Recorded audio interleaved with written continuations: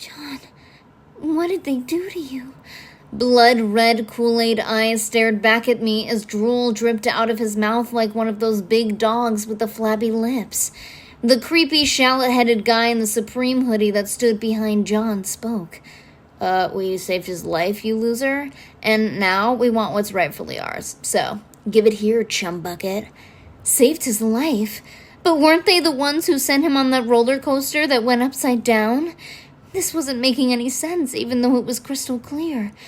Bean Curd, I can't move, Corny called from a few paces back, but I ignored him because the hot one I was already sleeping with was in front of me. We're gonna take you home now, John.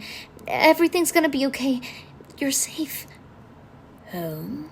He said, placing a baseball glove hand on my hamster cheek and sliding it down to rest at the nape of my neck where my dead mother's bottle-top necklace sat.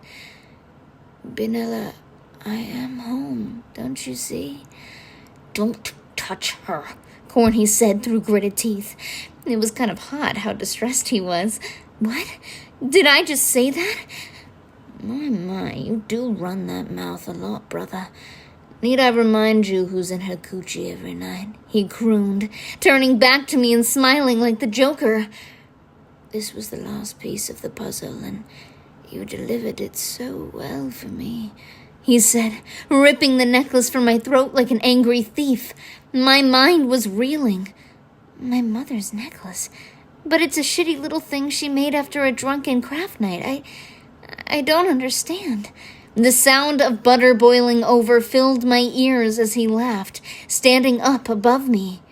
You silly little bucktooth bitch. This is an ancient relic that will help awaken a lost magic I definitely told you about at the beginning of the book, but you didn't pick up on because your frontal lobe doesn't develop until a chapter after this.